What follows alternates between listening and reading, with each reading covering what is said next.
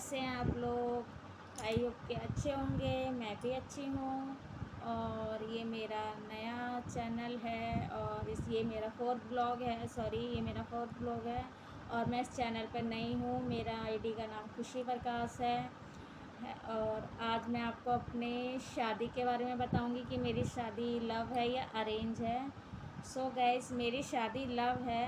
जो मेरी love story है वो बहुत क्यूट है। अगर आप सुनना चाहोगे तो मेरी लव स्टोरी बहुत क्यूट है। एंड मेरी लव स्टोरी मैं 2000 मैं इस ब्लॉग में मैं आपको सब बताऊंगी कि मैं अपने हस्बैंड से कब और कहाँ मिली थी, कैसे मिली थी। सब सारी बातें इस ब्लॉग में आपसे शेयर करूंगी। मेरा भी मन था, मैं भी मेरा मन था कि मैं आपसे शेयर करूं अपनी लव स्टोरी के बारे में, जो मेरी लाइफ में हुआ है। मैं सारी बातें आपसे शेयर करूं। तो आज मैंने सोचा कि मैं आपसे बात करूंगी, तो इसलिए आज मैं आपको बताऊंगी इस ब्लॉग में कि मेरी लव स्टोरी है। मेरी अरेंज नहीं है, बट मेरी लव स्टोरी बहुत क्यूट है। मैं आपको बताना चाहूँगी, मैं अपने हस्बैंड से फ़र्स्ट टाइम मिली थी जब मेरी मौसी का ऑपरेशन हुआ था।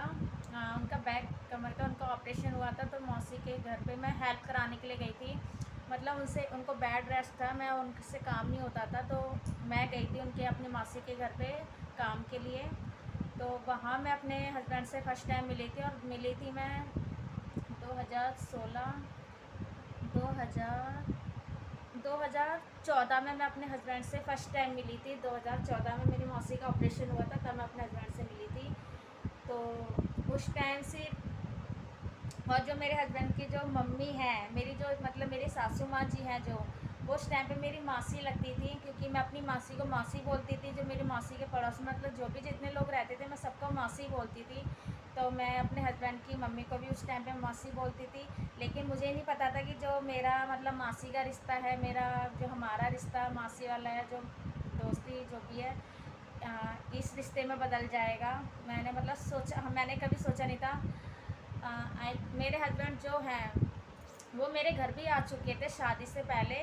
उस टाइम भी मतलब मैं जानती थी, मतलब वैसे तो नहीं जानती थी, लेकिन इस तरह से मैं जानती थी कि मेरी जो मौसी के बेटे हैं वो उनके दोस्त थे। तो मैं इस तरह से उनको जानती थी कि मेरी मौसी के बेटे के दोस्त हैं, तो इसलिए मेरे घर पर आए थे। उस टाइम पे जब मेरे घर पर आई थी, मैंने भी ऐसा नहीं सोचा था कि मेरी शादी इनसे हो जाएगी, या मैं इनकी फैमिली की, मैं इनकी वाइफ बन जाऊंगी, कुछ भी नहीं मतलब। तो मैं जब मौसी का ऑपरेशन हुआ, तो मैं साथ में उनके साथ दूध लेने जाती थी, पार्क में वॉक करने के लिए जाते थे, ऐसे इंजॉय करने जाते थे, बस दोस्ती की। उस टाइम पे तो हमारी बोल चाल भी नहीं थी उनसे, मतलब मैं बोलती भी नहीं थी। तो बस अच्छे लगते थे, कुछ भी कह सकते हो, पसंद थे, मतलब बातचीत भी नहीं थी हमारी। धीरे धीरे हमारी दोस्ती होने लगी, उनसे बातचीत होने लगी। दोस्ती तक काफ़ी टाइम हमारी दोस्ती ही रही थी। ऐसा कुछ भी नहीं था हम दोनों के बीच में, सिर्फ दोस्ती के अलावा और कुछ भी नहीं था। वो तो दोस्ती होते होते प्यार में कब बदल गई कुछ पता ही नहीं चला। तो जब फिर मेरी मौसी का ऑपरेशन ठीक हुआ और वो काम करने लगी, तो मैं अपने घर चली गई थी। अपने घर जाने के बाद मैंने कुछ दिन तक इनसे बात की फ़ोन पे। मिली तो खैर मैं नहीं थी, सिर्फ फ़ोन पे कभी कभी बात करती थी। तो फिर मेरी कुछ मजबूरी हो गई थी, जो मैं इनसे बात नहीं कर पाती थी, मिल भी नहीं पाती थी। तो मैं पूरे 1 साल बाद मैं अपने हस्बैंड से मिली, वो भी इनके बर्थडे वाले दिन। जब इनका बर्थडे था 8 अक्टूबर को, तब मैं अपने हस्बैंड से मिली।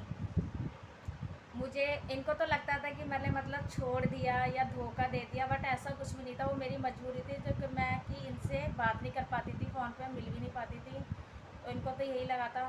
बट फिर मैं सेकंड टाइम इनसे मिली 2014 में। ऑपरेशन हुआ था 2015 में, 1 साल बाद, पूरे 1 साल बाद मैं इनसे मिली।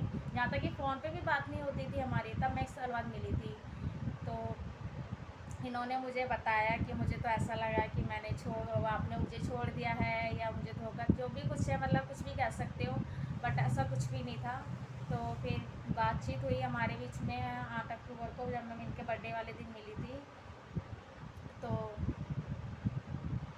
हमारा रिलेशन कुछ ऐसी था जान मतलब रिश्ते में ही था। मेरी मम्मी मौसी सास, वो जो मेरी मौसी हैं और जो इनकी मम्मी जी हैं, तो ये आपस में भी जानते थे। जो मेरी मौसी जी हैं, जो इनकी दीदी लगती है, मतलब मौसी मेरी बड़ी हैं, इनकी मम्मी छोटी हैं, तो ऐसी दीदी आपस में, देवरानी जेठानी जो भी रिश्ता था वो इनका आपस का था। तो वही बस सोचते थे कि शादी होगी या नहीं होगी। शादी का टॉपिक तो खैर मैं आपको बाद में बताऊंगी कि हमारी शादी कैसी हुई, ये सब मैं आपको नेक्स्ट ब्लॉग में बताऊंगी। लेकिन बस मेरी स्टोरी यही थी लव।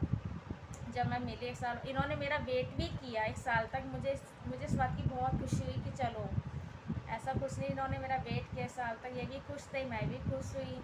उसके बाद फिर हम अपने घर, मिलने के बाद अपने घर, फिर कभी कभी जैसे बात होती रही, बस यही मतलब 2 साल तक हमारे बीच में यही दोस्ती रही।